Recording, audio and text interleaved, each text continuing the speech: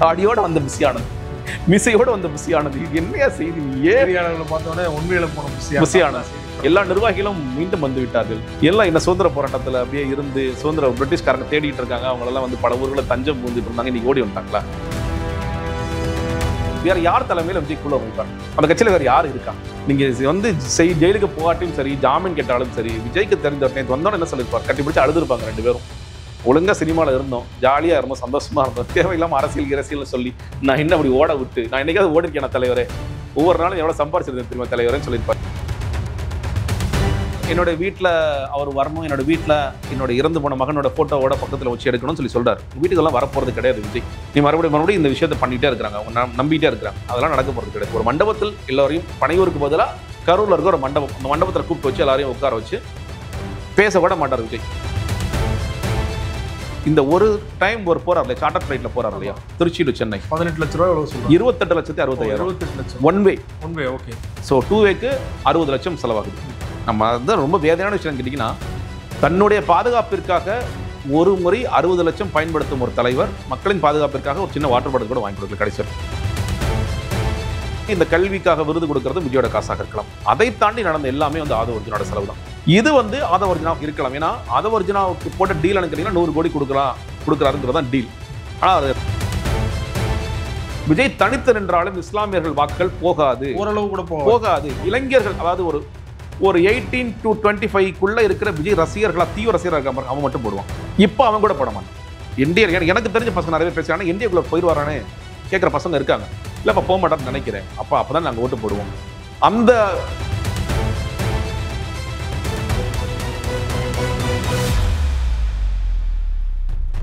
அரசியல் களம் நேயர்களுக்கு வணக்கம். இன்றைக்கு நம்ம நேர்காணலுக்காக அரசியல் விமர்சகர் ஜெகதீஸ்வரன் அவர்கள் நம்மோடு இருந்திருக்கிறார். அவரோடு பேசலாம். வணக்கம் சார். வணக்கம். உச்சநீதிமன்ற தீர்ப்புக்கு அப்புறமா விஜய் அவர்கள் கரூர் விரைவில் போயிடுவாரு, பாதிக்கப்பட்ட மக்கள் சந்திக்க போறாரு, டைரக்டா அவர் கையால 20 லட்சம் கொடுக்க போறாரு. புசியான தலைமையில ஏதோ ஒரு அணியில அமைச்சிருக்காங்க. பனையூர் ஆபீஸ்ல மாவட்ட செயலெல்லாம் வந்துகிட்டு இருக்காங்க இல்லையா? ஸோ விஜய் அவர்கள் எப்போ போவார்னு நினைக்கிறீங்க? போக வாய்ப்பு இதுல முதல்ல உண்மையிலேயே ஒரு ஊடகத்திற்கு ஊடக அறம்னு ஒன்று இருந்திருந்தா 10 நாட்களாக நீங்க செய்தி போட்டே இருக்கணும். பனையூர் அலுவலகம் இன்று 10வது நாட்களாக பூட்டப்பட்டுள்ளது, 11 நாளாக பூட்டப்பட்டது, 12வது நாளாக பூட்டப்பட்டுள்ளது, 13 நாளாக பூட்டப்பட்டுள்ளது, 17வது நாளாக புசியானந்த் இதை திறந்து பரபரப்பாக்கினார் சொன்னா உண்மையிலேயே ஒரு பரவாயில்ல. ஊடகம் நல்லா செயல்படுறாங்க. 2 விஷயத்தையும் காமிக்கிறாங்கப்பா. ஒருத்தர் ஓடி போயிட்டாங்கிறதை காமிக்கிறாங்க, வந்துட்டாங்க காமிக்கிறாங்க. இவ்வளவு நாள் பனையூரை பத்தி நீங்க பேசவே இல்லை, பனையூரை மறந்துட்டீங்க. ஏன்னா எப்பயுமே பனையூர்ல ஆள் போட்டு விஜயோட வீட்டு வாசல்லையே ஒருத்தர் கேமராமேன் நின்றுகிட்டே இருக்கிற காட்சிகள் நம்ம பார்த்துட்டு இன்னைக்கு பார்த்துட்டு தான். விஜயகார் வேணா கூட விஜய் வெளியே போயிட்டார் ஒரு பிரேக்கிங் நியூஸ் போடுற இடத்துல நீங்க எல்லாம் இருக்கீங்க. இப்ப என்ன பெரிய பரபரப்பு வந்துச்சு பனையூர்ல? என்ன பண்ணாரு புசியானந்த் சேவ் பண்ணாமல் வந்து விட்டார். இது ஒரு செய்தியா? தாடியோட வந்த புசியானந்த், மிசையோட வந்த புசியானது. இது என்னையா செய்தி? நீ ஏரியாளர்களை பார்த்தோன்னே உண்மையில போன புசியானது. எல்லா நிர்வாகிகளும் மீண்டும் வந்து விட்டார்கள். எல்லாம் இந்த சுதந்திர போராட்டத்துல அப்படியே இருந்து சுதந்திர பிரிட்டிஷ்காரங்க தேடிட்டு இருக்காங்க. அவங்க எல்லாம் பல ஊர்களை தஞ்சம் பூந்துட்டு இருந்தாங்க. இன்னைக்கு ஓடி வந்துட்டாங்களா? என்ன சரி, உங்களோட இதுக்கு அது அட்லீஸ்ட் புசியானந்த் மைக்கை பார்த்து பேசினார், பத்திரிகையாளரை சந்தித்தார், அது சொன்னா கூட ஒரு நியாயம் இருக்கலாம். மறுபடியும் கேட்பாங்களே, ஏன் தலைமறைவான கேட்பாங்க. நீங்க கேட்ட பதில் சொல்ல வேண்டியதானே? இல்ல தலைமறைவாகலாம், நாங்க தான் வெற்றி, நீதி வெல்லும், இவர் சொல்லிட்டு போக வேண்டியதானே? எங்க தலைவர் சொன்ன மாதிரி நீதி வெல்லும் அப்படி சொல்லிட்டு போக வேண்டியதானே? மறுபடியும் நீங்க மக்களை முட்டாளாக்குறான வேலைகளை ஏன் இந்த ஊடகங்கள் பண்ணிட்டே இருக்கிறான்னு போறோம். நீங்க இதெல்லாம் ஒரு பெட்டி செய்தியா போடணும், இல்ல ரன்னிங் கண்டென்ட். புசியானந்த் இன்று பனையூர் வந்தார், அவ்வளவுதான். இதை ஒரு பரபர பிரேக்கிங் நியூஸா போடுறது, புசியானந்தே வந்து விட்டார். அவரான காந்தியா நேருவா எனக்கு இன்னும் புரியவே இல்லை. எனக்கு இந்த மாதிரியான வேலைகளை தொடர்ச்சியா பார்த்துட்டே இருக்கிறேன். இதுதான் பெரிய சிக்கலாகவும் மாறிச்சு. நம்ம பார்த்தோம். நீங்க கரூர்ல என்ன நடந்துச்சுங்கிற பார்த்தோம். புசியானந்த் தலைமையில குழு அமைக்கப்படுமா? வேற யார் தலைமையில விஜய் குழு அமைப்பார்? அந்த கட்சியில வேற யார் இருக்கா? நீங்க ஜெயிலுக்கு போகாட்டியும் சரி, ஜாமீன் கேட்டாலும் சரி, விஜய்க்கு தெரிஞ்ச நேற்று வந்தோன்னு என்ன சொல்லியிருப்பார்? கட்டி பிடிச்சி அழுதுருப்பாங்க ரெண்டு பேரும். ஒழுங்கா சினிமாவில் இருந்தோம், ஜாலியா இருந்தோம், சந்தோஷமா இருந்தோம். தேவையில்லாம அரசியல் சொல்லி நான் என்ன அப்படி ஓட விட்டு நான் என்னைக்காவது ஓடிருக்கேன் தலைவரே, ஒவ்வொரு நாளும் எவ்வளவு சம்பாரிச்சிருந்தேன் தெரியுமா தலைவரேன்னு சொல்லியிருப்பார். சரி ஓகே, அடுத்து என்ன பண்ணணும்? நான் மக்கள் ரொம்ப ப்ரெஷர் பண்றாங்க, நான் சொல்லி 20 நாள் ஆயிடுச்சு, 20 லட்சம் கொடுக்கணும்னு சொல்லி ஆதவ அர்ஜுனா வந்துட்டார், இப்போ பர்ஸை திறந்துடலாம், நம்ம போய் கொடுத்துட்டு வந்துடலாமான்னு கேட்டானா ஓகே, அவரோட தலைமையில மறுபடியும் குழு அமைங்க. மறுபடியும் போய் இந்த சில காட்சிகள்லாம் பார்க்க மறுபடியும் ஊடகங்கள் புசியானந்த் கரூர் விரைந்தார், கரூரில் பெரிய கூட்டத்தை சந்தித்து விட்டார், பாதிக்கப்பட்ட மக்களை சந்தித்து விட்டார் அப்படின்னு நீங்க செய்திகள் போட்டுக்கிட்டே இருப்பாங்க. விஜய் அவர் கொடுக்க போறார் அப்படிங்கிற செய்திகள் வரும். ஆனா விஜய் வரதுல சிக்கல் இருக்கே, அவரே தனக்கு உண்டாக்கி கொண்ட சிக்கல் இருக்குல்ல. நீங்க கிரீன் காரிடர் வேணும், சிக்னல்லாம் உடைக்கணும், நிறைய வேலைகள் இருக்கு. அதிபர் வர்றதுக்காக நம்ம எல்லாமே சேர்ந்து வேலை செய்ய வேண்டிய ஒரு அவசியம் இருக்கு. அதை காவல்துறை எப்படி அனுமதி கொடுப்பாங்கன்னு ஒரு கேள்வி இருக்கு. இல்ல அனுமதி கொடுக்கலன்னா அவர் திரும்ப கோர்ட்டுக்கு போகணும். கோர்ட்டு போய் போன பிறகு நீ யார் பண்ணின்னு கேட்பாங்க. கோர்ட் சென்னை உரிமை கண்டிப்பா கேட்பாங்க. இப்போ அதெல்லாம் மீறி அவர் எப்படி வரப்போகின்றார் அப்படின்னு நமக்கு தெரியாது. குழுவெல்லாம் போடலாம், நீங்க ஆட்கள்லாம் பேசலாம். அதாவது இது மறுபடியும் என்னன்னு கேட்டீங்கன்னா பழையபடி பொய் செய்திகளை வந்து தூவிக்கிட்டே இருக்காங்க. அந்த பொய் செய்திகளை எடுத்துக்கொள்வதற்கு ஊடகங்கள் தயாராக இருக்கிறார்கள். அதை ஒன்று தான் நான் பார்க்கிறேன். குறிப்பா வந்து பாதிக்கப்பட்ட மக்கள் தரப்புல இருந்து விஜய் அவர்கள் மீது எந்த விமர்சனம் வைக்கல இல்ல. ஆனா நேர்ல பார்க்கும்போது சில மக்கள் வந்து கண்டிப்பா நாங்க கேள்வி எழுப்புவோம் சொன்னதா ஒரு தகவல் வந்து. சோ அதனால விஜய் வந்து தயங்குவார் நினைக்கிறீங்களா இல்ல கண்டிப்பா போவார் நினைக்கிறீங்களா? கேள்வி எழுப்பினாலும் நம்ம பதில் சொல்லிக்கலாம். இல்லங்க, அந்த கேள்வி எல்லாம் எழுப்ப விடுவாங்களான்னு ஒண்ணு இருக்கு. ஓகே, நீங்க வீடியோ கால் பேசி ஏன்னா ஆமா அது ஒண்ணு. இன்னொன்னு, இது மண்டபத்துல தான் பிளான் பண்றாங்க. ஒவ்வொரு வீட்டுக்கு அவர் போறதே கிடையாது. அப்ப விசேலம் என்ன பண்ணுவார், லைன்ல வரிசையா நில்லுங்க, நின்று அந்த செக்கை வாங்கி ஃபேமிலியோட இன்னும் போட்டோ எடுங்க, செக்கை வாங்க போங்க. உங்களுக்கு எங்க கேள்வி கேட்கறதுக்கோ இல்ல பதில் பேசுறதுக்கோ எங்க வந்து இடம் இருக்கிறது? அதெல்லாம் இருக்காது. இப்போ ஒருத்தர் பாதிக்கப்பட்ட என்னோட வீட்டுல அவர் வரணும், என்னோட வீட்டுல என்னோட இறந்து போன மகனோட போட்டோவோட பக்கத்துல வச்சு எடுக்கணும்னு சொல்றாரு. உங்க வீட்டுக்கெல்லாம் வரப்போறது கிடையாது விஜய். நீ மறுபடியும் இந்த விஷயத்தை பண்ணிட்டே இருக்கிறாங்க, அவங்க நம்பிட்டே இருக்கிறாங்க. அதெல்லாம் நடக்க போறது கிடையாது. ஒரு மண்டபத்தில் எல்லாரையும் பனையூருக்கு பதிலா கரூர்ல இருக்க ஒரு மண்டபம், அந்த மண்டபத்தில் கூப்பிட்டு வச்சு எல்லாரையும் உட்கார வச்சு பேச கூட மாட்டார் விஜய். வருத்தம் கூட தெரிவிக்க மாட்டார். வந்தவங்களுக்கு நேரடியாக ஒவ்வொருத்தர பேர் சொல்லி கூப்பிடுவாங்க. நீங்க அந்த தூத்துக்குடி திருநெல்வேலியில் பார்த்தோம் இல்லையா, கட்சி ஆரம்பிக்கிறதுக்கு முன்னாடி அந்த மாதிரியான நலத்திட்ட உதவிகள் மாதிரி பண்ணிட்டு அவர் போயிட்டே இருப்பார். ஏன்னா இருக்க போற டைம் ஒரு 20 நிமிஷம் 30 நிமிஷம் அவ்வளவுதான். அதுக்குள்ள 40 குடும்பங்களுக்கும் கவர் பண்ணணும். பாதிக்கப்பட்ட தரப்பை ஒருவேளை கூப்பிட்டாங்கன்னா அவங்களுக்கு ஏதாவது உதவித்தொகை அறிவிச்சிருந்தாங்கன்னா அந்த உதவித்தொகையை கொடுக்கலாம். அதற்கு பிறகு ஊடகங்கள் அதை பார்த்துக்கோங்க. சார் நான் பார்த்துக்கிறோம் சார், ஒன்றும் கவலைப்படாங்க சார், விஜய் என்ன பேசினார் தெரியுமா, அவருக்கே தெரியாது, நீ ஏதாவது கதை சொல்லு, நம்ம கதை கேட்டுட்டே இருக்க வேண்டியது. இதுதான் நடக்க போகிறது. குறிப்பா வந்து அவர் ரோட் ஷோ போனதுக்கு தான் எல்லா இடத்துலையுமே பெரிய சிக்கலானது காரணமாயிடுச்சு. மயங்கி விழுந்ததாகட்டும், உயிரிழப்பு ஏற்பட்டது அப்படிங்கிறது. ஸோ இனிமேல் வந்து ரோட் ஷோ போறது இல்லை, மைதானத்தில் ஹெலிபேட் அமைச்சு ஹெலிகாப்டர்ல தான் தமிழ்நாடு ஃபுல்லா சுற்றுப்பயணம் போறாரு.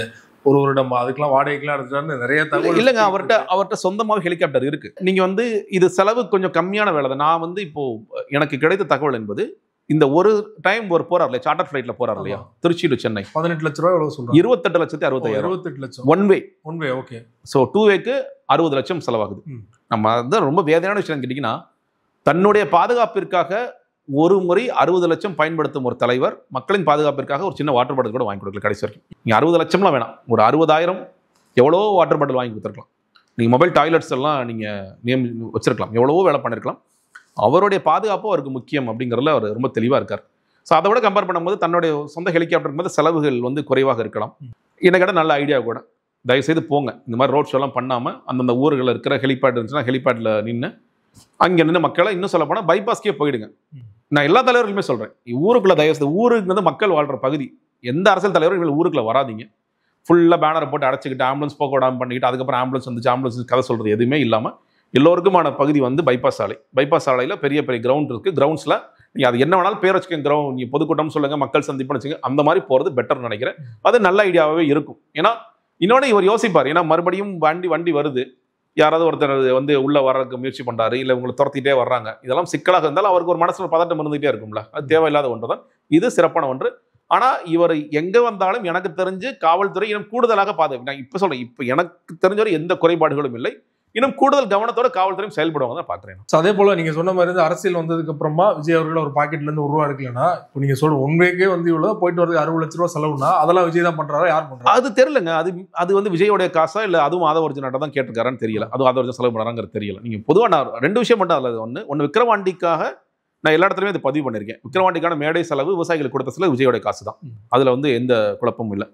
அதே மாதிரி இந்த கல்விக்காக விருது கொடுக்கறது விஜயோட காசாக இருக்கலாம். அதை தாண்டி நடந்த எல்லாமே வந்து ஆதவர்ஜுனோட செலவு தான். இது வந்து ஆதவர்ஜுனாவுக்கு இருக்கலாம். ஏன்னா ஆதவர்ஜுனாவுக்கு போட்ட டீல் கேட்டீங்கன்னா 100 கோடி கொடுக்குறாருங்கிறது தான் டீல். ஆனால் அதை தவிர்த்துட்டார். விஜய் வந்து வேண்டாம், கட்சிகளுக்கான செலவை நீங்க பார்த்துக்கோங்க அப்படிங்கிறது. இன்னுமே வந்து ஏதாவது கூட்டம் நடக்குதுன்னா புஷியானந்தரை கேட்டால் காசு வராது. ஆதவர்ஜுனாட்ட சில மாடச்சேரிகள் ரீச் அவுட் பண்றாங்க, சார் எங்களுக்கு ஏதாவது ஹெல்ப் பண்ணுங்கிறாங்க, சில இடங்களை கொடுக்குறாருன்னு சொல்றாங்க. ஆதவர்ஜுனா அது கொடுக்குறான்னு சொல்றாங்க. அப்போ இந்த செலவுகளை கூட ஆதவர்ஜுனா தலையில கட்டிருக்கலாம். ஏன்னா அவரு நம்ம 100 கோடி இன்வெஸ்ட் பண்ணலாம், நம்ம இந்த பிசினஸ்ல 200 கோடி இன்வெஸ்ட் பண்ணா நம்ம பெருசா எடுக்கலாம் அப்படிங்கிற ஒரு நோக்கத்துல இருக்கலாம். அதனால அது இப்படிதான் நடந்துச்சு. சுப்ரீம் கோர்ட் தீர்ப்பு வந்ததுக்கு அப்புறமா அமைதியா இருந்த தாவேக்காவினர் வந்து வெளிப்படையா பேச ஆரம்பிச்சிட்டாங்க திமுக எதிராக மறுபடியும். ஆனா வந்து தாவேக்கா நிர்வாகிகள் யாருமே இது வரைக்கும் வெளிப்படையா அந்த பேட்டியுமே கொடுத்ததா நம்ம பார்க்கல. சோ இனிமேலாவது பேசுவாங்கன்னு நினைக்கிறீங்களா? இல்ல அதுதான் சொல்ல எடப்பாடி இருக்காருல்ல, அதுக்கெல்லாம் எடப்பாடி நியமிச்சிருக்காங்க. அந்த கட்சியோடைய நல்ல ரொம்ப அறிவாளி கல்யாண சுந்தரம் அவர்கள், அவர் எவ்வளவு முட்டு கொடுக்குறாரு பாருங்க, இறங்கி அடிக்கிறார் விஜய்க்காக. அவர் சொந்த கட்சி கூட இவ்வளவு கொடுத்தது இல்லை. அவங்க கட்சி செய்தி தொடர்பாளர்லாம் மாத்துறாங்க. அடுத்த அமைச்சர்கள்லாம் ஒருத்தர் வருவாங்க, எங்களுக்கு ஒரு துணை செய்தி தொடர்பாளர் போஸ்ட் கொடுங்க, இணை செய்தி தொடர்பாளர் போஸ்ட் கொடுங்கன்னு அவங்க பேசிட்டே இருப்பாங்க. அவங்க பேசிட்டு இருந்தா ஜான விரும்பாரு, நம்ம எல்லாம் பேச வேண்டிய அவசியம் இல்லைப்பா, நம்ம போதும் மாட்டிக்குவோம். ஏன்னா நீங்க ஒரு கேள்வி சிம்பிளா இப்போ இன்னைக்கு சட்டமன்றத்தில் நடந்த விவாதம் குறித்து ஒரு விவாதம் நடக்குது. முதல் கேள்வி முதலமைச்சர் கேட்கிறாருப்பா, ஏன் காலதாமதம் வந்தீங்க, பதில் சொல்லுங்கப்பா அப்படின்னா, அது தாவேக்கு வந்து அதற்கு உட்பட்டு கேள்விக்கு பதில் சொல்ல வேண்டிய கட்டாயத்துக்கு போறாரு. ஏன்னா அந்த கட்சியை ரெப்ரசென்ட் பண்ணி வந்திருக்காரு.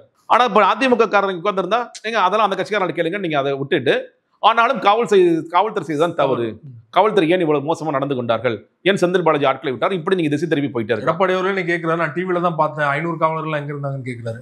அவர் துப்பாக்கி சரி டிவியில பார்த்தா தெரிஞ்சுக்கிட்டவர்.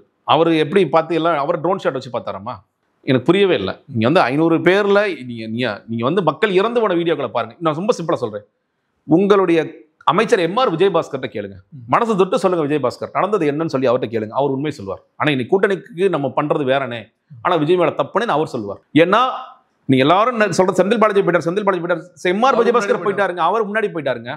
இன்னொரு சதி கோட்பாடு கொண்டு வரானுங்க, இவ்வளவு ஹாஸ்பிட்டல் சிக்கிருக்கும் போது ஏன் கவர்மெண்ட் ஹாஸ்பிட்டல் இல்லை, தனியார் மருத்துவமனைகள். செந்தில் பாலாஜி முதல்ல வந்து அக்ஷயா ஹாஸ்பிட்டல் நினைக்கிறேன். ஆனா இவங்க என்ன சொல்றாங்கன்னா ஒரு மேப் போடுறானுங்க, இங்க எல்லாம் இருக்கிற பிரைவேட் ஹாஸ்பிட்டல்ஸ்லாம் விட்டுட்டு ஏன் அங்க கூட்டி போனாங்க, எல்லா ஹாஸ்பிட்டல்ஸுக்கும் எல்லா வேன்ஸும் போச்சு. எவ்வளவு உயிர்களை மேக்ஸிமம் காப்பாற்ற முடியுமோ, ஏன்னா இவங்க இறந்தவர்கள் கணக்கு மட்டும் தான் பார்த்துட்டு இருக்காங்க. காயமுற்றவர்கள் மயங்கி விழுந்தவர்கள் 180 பேர் பக்கத்தில் இருந்தாங்களே, அவங்களாம் என்ன ஜிஹெச்ல வச்சு காப்பாத்தினாங்க? எந்தெந்த ஹாஸ்பிட்டல் கூட்டிட்டு போக முடியுமோ கூட்டிட்டு போங்க, காப்பாத்துக்கன்னாங்க. அதுல ஒரு ஹாஸ்பிட்டல் செந்தில் பாலாஜி அந்த ஹாஸ்பிட்டல் இல்ல, எம்ஆர் விஜயபாஸ்கர் இருக்கார், அது வந்து ஜிஹெச் தான். ஏன்னா அந்த சின்ன குழந்தையை தூக்கிட்டு ஒரு அப்பா ஓடுறாரு இல்லையா, அதை பார்த்தா ஒரு ஜஞ்சல கை வைக்கிறார். எம்ஆர் விஜயபாஸ்கரும் மற்ற கூட வந்த மற்ற சகாக்களும் கை வைக்கிறாங்க. நான் எடப்பாடி பழனிசாமி உண்மையிலேயே நான் அவர்கிட்ட உங்களோட அமைச்சர்கிட்ட கேளுங்க, அந்த இறப்பை கண் கூட பார்த்த எம்ஆர் விஜயபாஸ்கருக்கு கொஞ்சமாவது அவர் விஜய்க்கு மாதிரி இல்லாம அவர் கொஞ்சம் மனசாட்சி இருக்கும் நான் நம்புறேன். அதை நீங்க கேட்டீங்கன்னா அவரே சொல்லுவார், உண்மையில் நடந்தது என்ன, இதற்கு யார் காரணம், நம்ம ஏன் இவ்வளவு முட்டு கொடுக்க வேண்டிய அவசியம் இருக்குங்கிற அவர் சொல்லுவார். குறிப்பா முதல்வர் ஸ்டாலின் அவர்கள் நீ சட்டசபையில் பேசும்போது பாத்தீங்கன்னா, விஜய் அவர்களும் ஏடிஎம்கே எடப்பாடி அவர்களும் சேர்ந்து வந்தா கூட மக்கள் தக்க பாடம் புகட்டுவார்கள் அப்படின்னு சொல்றாங்க இல்லையா? இப்போ வந்து என்னன்னா 4 முனை வரும்போது திமுகவுக்கு ஈஸியா எளிதா வெற்றி கிடைச்சிடும் அப்படிங்கிறதா முன்வைக்கப்படும்.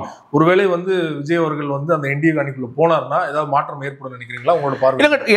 என்ன பொறுத்த வரைக்கும் ஃபைட் டஃப் ஆகக்கூடிய வாய்ப்புகள் இருக்கு. இப்ப ஈஸி கேக் வாக்கா இருந்துச்சு இல்லையா, அது ஆகும்.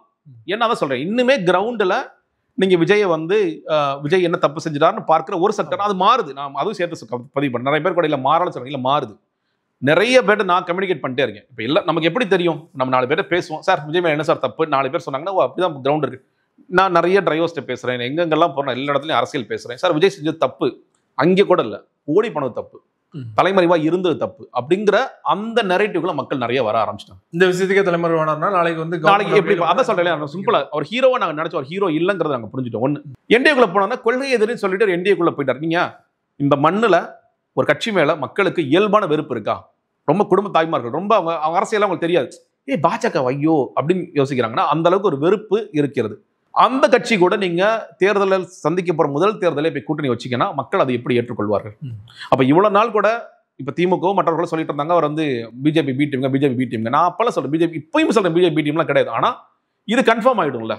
இப்போ விஜய் கூட என்ன சொல்றாரு, திமுகவும் இவங்களுமே வந்து ஒரு மறைமுக கூட்டணியில இருக்கிறாங்க. இப்ப நீங்க நேரடி கூட்டணிக்குள்ள நீங்க போயிட்டீங்க இல்லையா, நேரடி கூட்டணிக்குள்ள போனீங்கன்னா அதை மக்கள் எப்படி ஏற்றுக்கொள்வார்கள் அப்படிங்கிறது ஒண்ணு இருக்கு. ஆனா சில அரித்மெட்டிக் ஒர்க் ஆகும் நான் பாக்குறேன். விஜய் வந்து இப்ப தனிச்சு நின்னாருன்னா சில பேர் 12% 13% சொல்லும் பொழுது இதுக்குள்ள போகும்போது அவர் கான்ட்ரிபியூட் பண்ண போறது 3% 4% இருந்தா கூட வெற்றி வாய்ப்பு இருக்கு, அது பயனுள்ளதாக மாறும். ரொம்ப சின்ன பர்சன்டா இருக்கும். உதாரணத்துக்கு இப்ப சீமான இந்த கூட்டணிக்கு வர உதாரணத்துக்கு சொல்லுங்க, 8%ங்கிறது ஒரு 2% 3% கூட மாறும். ஆனா வாங்க போற ஒவ்வொரு பெர்சன்ட்டும் அந்த டிஃபரன்ஸ் ஆஃப் ஓட்ஸை வந்து பெருசா மாற்றும். அது அவர்களுக்கு போதுமானதாக இருக்கும். விஜய் வந்துட்டாருன்னா கண்டிப்பா பாமக வந்துடும், டிடிவி வந்துடும், எல்லாரும் வந்துருவாங்க இல்லையா? டிடிவி எனக்கு தெரியல, டிடிவி வந்து அதை எப்படி ஏத்துட்டு வராராங்கிறது தெரியல. ஆனா பாமக கண்டிப்பா வந்துடும். பாமக வந்து அன்புமணி வந்துருவார். அதை ராமதாஸ் ஐயா ஏத்துக்கிட்டு வராரா, இல்ல அவர் சைலண்டா இருக்க போறாரா, இல்ல திமுக பக்கம் போறதுக்கு முயற்சிகளை மேற்கொண்டாரா அப்படிங்கிறது நம்ம பொறுத்து தான் பார்க்கணும். ஆனா அன்புமணி அவர்கள் நிறைய தான் இருக்காரு அப்படின்னு பார்க்க. அப்ப இந்த கூட்டணி வந்து ஓரளவுக்கு ஸ்ட்ராங்கான கூட்டணி ஒரு நெரேட்டிவ் வரும். அப்ப ஃபைட்டு கொஞ்சம் டஃபா இருக்கக்கூடிய வாய்ப்புகள் இருக்கு நான் பாக்குறேன். திமுக அணி வந்து விஜய் அவர்கள் என்டி அணிக்குள்ள போறதை விரும்பலையா? அதனாலதான் நிச்சயமா விரும்பலங்க, கண்டிப்பா விரும்பல. நீங்க நான் சொல்றேன் இல்லையா, திமுக வந்து எப்ப ரொம்ப சந்தோஷப்பட்டாங்கன்னா கண்டிப்பா இந்த 3 கார்னர் கான்டெஸ்ட் நோக்கி போது. விஜய் அந்த கூட்டத்துல பேசினார். அவர் அதிமுக எடப்பாடி குறித்தும் நீங்கள் அடிமை கட்சின்னு பேசிய பிறகுதான், மதுரையில பேசிய பிறகுதான் அதிமுக அட்டாக் பண்ண ஆரம்பிச்சாருன்னு சொன்ன பிறகுதான் திமுக வந்து ஓகே இனி பிரச்சனையே இல்லை, விஜய் எடுக்க போகின்ற சதவீதம் என்பது நமக்கான ஸ்பாயிலராக தான் இருக்கும் போது ஒரு பிரச்சனை இல்லைங்க. நம்ம பெர்சன்டேஜ் குறைஞ்சா கூட நம்பர் ஆஃப் சீட்ஸ்ல கலைஞர் பெறாத வெற்றியை கூட நீங்க பெறக்கூடிய வாய்ப்புகள் இருக்கு அப்படிங்கிற இடத்துக்கு அவங்க போனாங்க. ஆனா இப்ப என்டிஏக்குள்ள போனார்னா இந்த சிக்கல் தெரியும், நிச்சயமாக முதலமைச்சருக்கோ இல்ல மற்றவர்களுக்கோ தெரியும். இது வந்து அவர்களுக்கு ஆபத்தாக முடியும். ரொம்ப டஃப்பா ஃபைட்டு போயிட்டு இருக்கும். ஏன்னா நான் இன்னும் சொல்றேங்க, கிரவுண்ட்ல ஆன்டி இன்கம்ஸ் இருக்கா? இருக்கு, இல்லைன்னா மறுத்தர முடியாது, இருக்கு.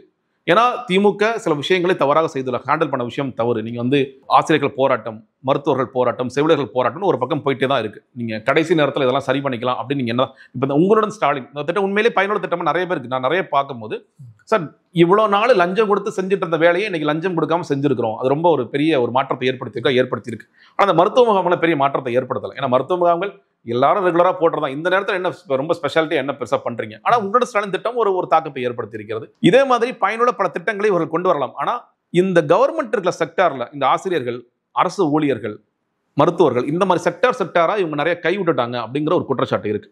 ஊழல் பிரச்சனை இருக்கிறது, லஞ்ச பிரச்சனை இருக்கிறதா, இன்னைக்கும் லஞ்சம் கொடுத்தா நம்ம எல்லா காரியங்களும் செய்ய வேண்டிய அவசியம் இருக்கு அப்படிங்கிறதெல்லாம் மக்கள் மனதில் ஒரு வெறுப்பை ஏற்படுத்தி இருக்கிற உண்மைதான். ஸ்டாலின் அவர்கள் நிறைய எதிர்பார்த்தோம், நடக்கல அப்படிங்கிறது. அந்த ஆன்டி இன்கம்பன்சி ஓட்ஸ் முன்னாடி வந்து வேற மாதிரி பிரிஞ்சுட்டு இருந்துச்சுன்னா இப்போ எல்லாத்தையும் கன்சல்ட் ஆகக்கூடிய வாய்ப்பு இருக்கு. வேற வழியில் இப்போ ஓகே என்டிஏக்குள்ள விஜய் போயிட்டாரு, போடலாமா வேண்டாமா அப்படி ஒரு டிபேட்டை நோக்கி அது போகும். விஜய் ஒரு திமுக அணிக்கு பிளஸ் என்னன்னா சிறுபான்மையின வாக்குகள் வந்து என் மாசம் விஜய் போகவே போகாது.